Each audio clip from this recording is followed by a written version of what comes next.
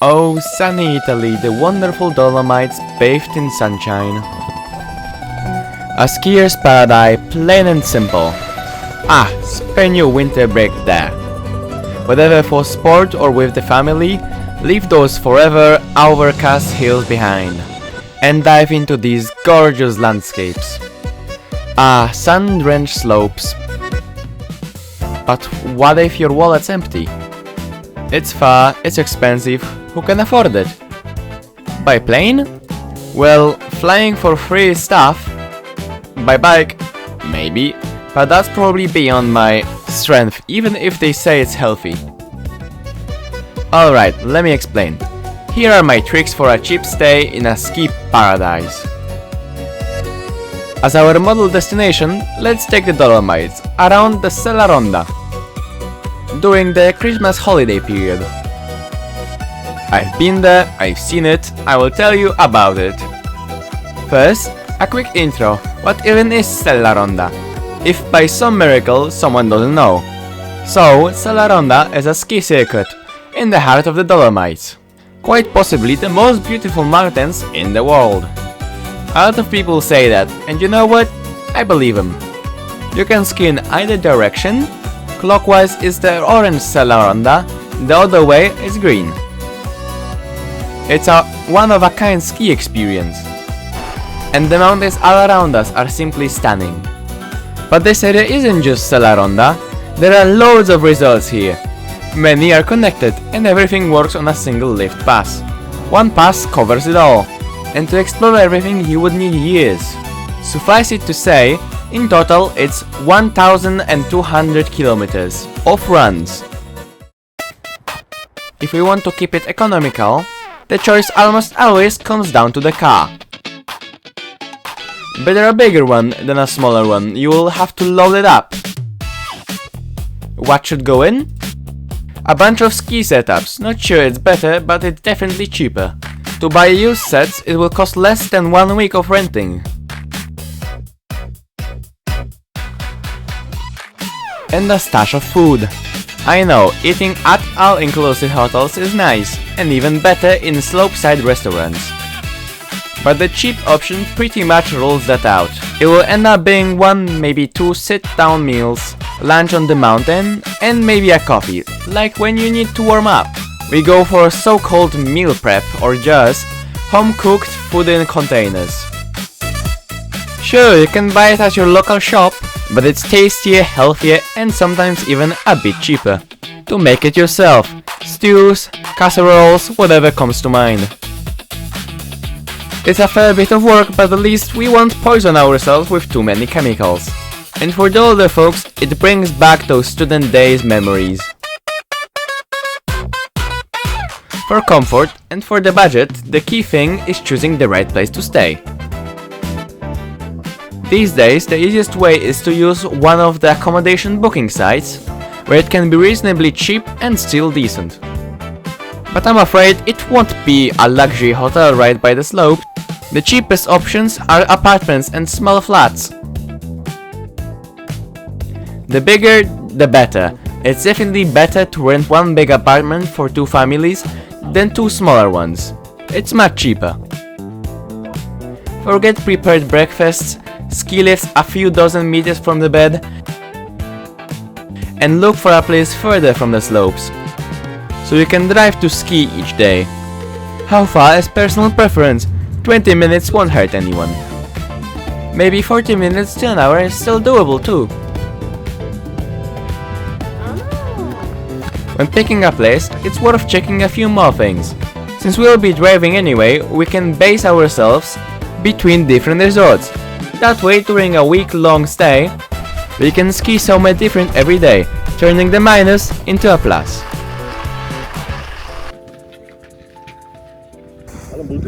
Another thing is the exact location.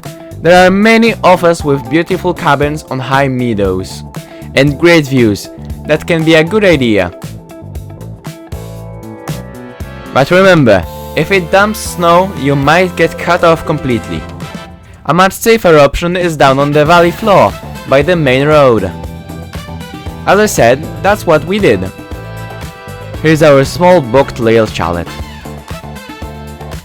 definitely not very luxurious, the standard you get in Italy is quite decent. What can be surprising though, is that usually there is no bedding provided, meaning no devout covers or sheets. You have to bring your own, and here again a roomy car solves the problem. And anyway, on this trip we start somewhere else almost every day. If we are heading to the Dolomites, the Sella Ronda, Marmolada, Cortina d'Ampezzo, or Mount Lagazuoi with the famous Marmolada run, we always need to remember that each drive is basically a drive over a high mountain pass, and often two. So even though the distances aren't huge, the drives take time. When it's snowing, the passes are often closed. And if snowfall is light, they won't close the roads. But for a while the driving can still be really tough. Once we reach our chosen place, we still have to park. Depending on the parking lot, it can be free or paid. Day rates vary by lot, from about 5 euros to say 10. Even in proper multi-story garages, so it's quite cheap. To ski we need a lift pass, and here there is not much to save. Passes get more expensive every year. They are very expensive, but luckily there is a very sensible discount system. If you buy for longer, each additional day gets much cheaper. Kids and juniors get big discounts too.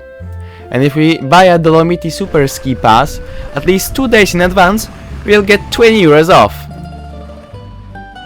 But let's leave that less pleasant part, so this film isn't only about preparations. I wanted to show you a few regions. So let's start with the Sella Ronda circuit. On this trip I got to ski the orange route clockwise. We started at Passo Cambolongo. But of course, since it's a loop, you can start anywhere along it. A full lap, depending on pace, takes from half a day to a full day. And honestly, there is no other way to put it. It's one of the biggest ski attractions in the world. Most of the pistes are red. They are not especially difficult. But for beginners, I would rather not recommend Sella Ronda. For beginners in this area, there are two excellent regions. One is a big part of Alta Badia, right by Passo Cambolongo. We're on a broad plateau, gently rolling terrain surrounded by the majestic Dolomite peaks. There's an endless amount of wide blue runs. Plus, some of them are very long, really pleasant for beginners.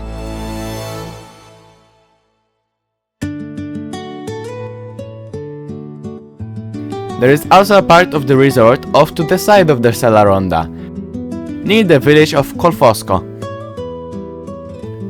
as well as a northern spur that ends at Santa Croce, Holy Cross. A small church high in the mountains, often visited by skiers. Another beginner-friendly area is Seiser Alm, in Italian Alpe di Susi. The runs are shorter here, but mostly very easy as well. The whole area lies on meadows and rolling hills. At the foot of higher peaks, including the majestic Sassolungo, Langkofel, and in fact, all of this is linked into one hole. From one place to another, you can ski on your skis. To get into Seiser Alm, though, you still have to cross through the village. And since we are here, I will show you a little curiosity. Val Gardena sits on both sides of the valley, where the towns are located. And under the town of Santa Cristina, they built an underground metro for skiers.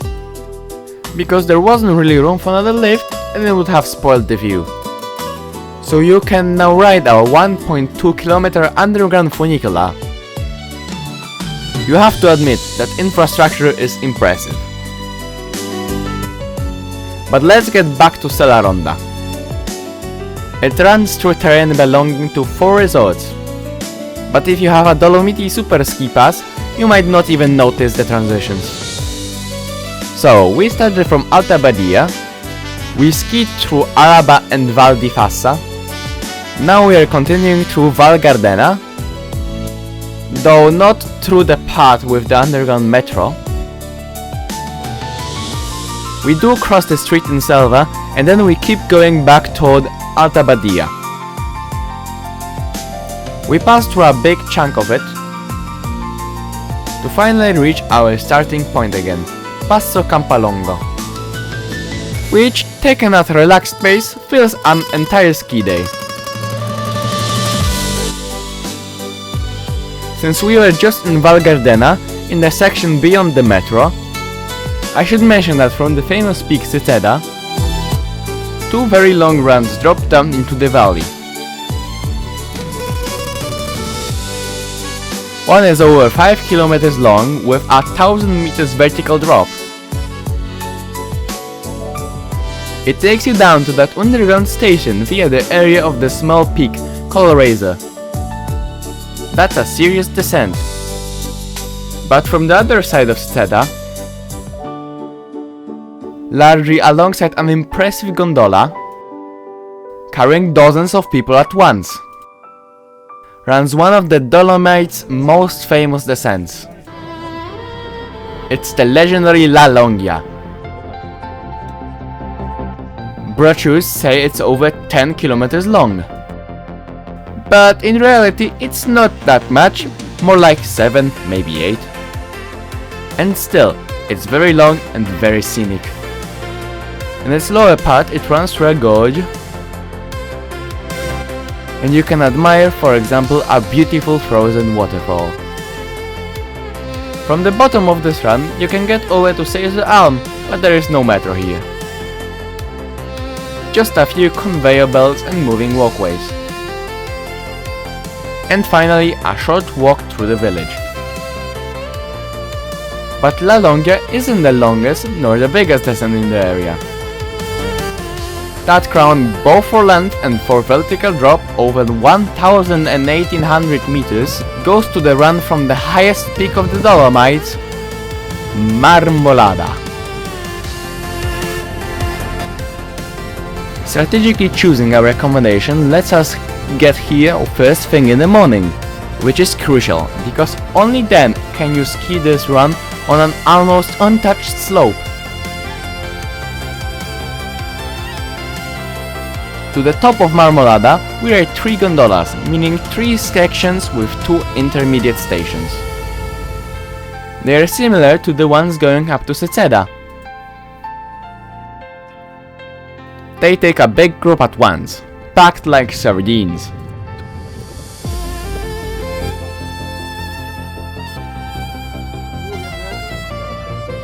At the upper transfer station, you can visit what's said to be the highest museum in the world.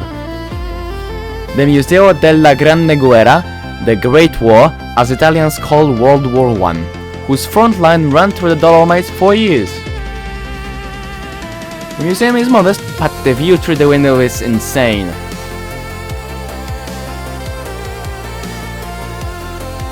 Finally, we reach the 6-story upper station. No one can resist a photo session on the viewing platform. And there is plenty to see. Especially since we get hit on a beautiful sunny day, the second day of Christmas.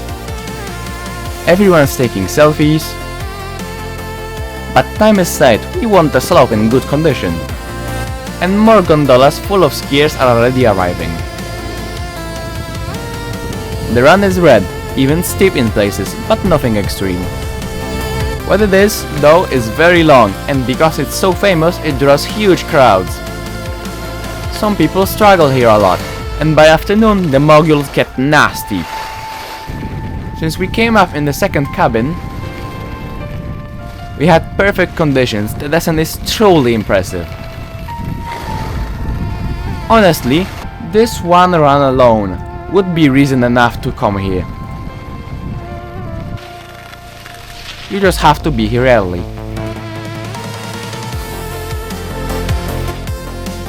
From here you can ski back toward the Sella Ronda to the town of Araba, but again it's quite time consuming. So for this day, after Marmolada, we had another plan. we headed to the nearby resort, Civetta. It's clearly smaller than its nearby neighbors, but people praise it for its cozy, intimate feel and a certain atmosphere. There aren't many long runs with big vertical drops though, and during our visit it was even worse. Winters are getting weaker year by year, and we were there over Christmas this time.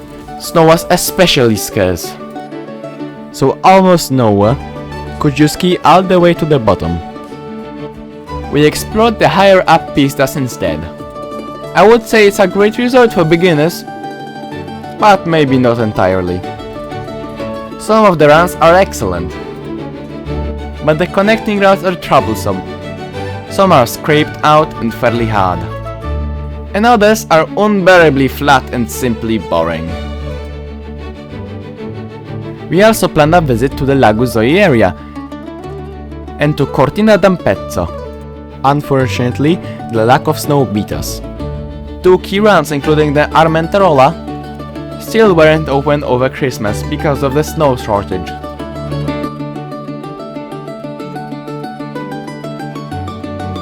Open, however, was a stunning run, probably one of the prettiest in the world, in the Cinque Torri area with a view of the magnificent Tofana di Roses, also one of the higher peaks in the Dolomites. In Cortina d'Ampezzo itself, a lot of pistas were closed too, some due to lack of snow, and some because preparations were underway for the upcoming Winter Olympics. But you could still ski nicely in the upper bowl beneath Tofana di Roses. All in all, we spent 5 wonderful days on the slopes. And sadly, it was time to head home. And a few final summary words. Many people argue that even though skiing conditions in your country are terrible, and the press keeps reporting huge crowds and endless queues, a trip to the Alps is simply too expensive. If we wanted a proper hotel, sure. But if we lower our expectations a bit and swap time in Highlander Tavern for some time on the slopes, then a trip using this recipe comes out maybe 30% more expensive than spending that time, for example, in Poland or Czech Republic. And the skiing enjoyment is so much greater, you can't even measure it. It's not 200, 300%, it's simply a completely different thing. And with that message, I will say goodbye. If you liked it, leave a like, or better yet, please subscribe. See you on the slopes. That's it for today.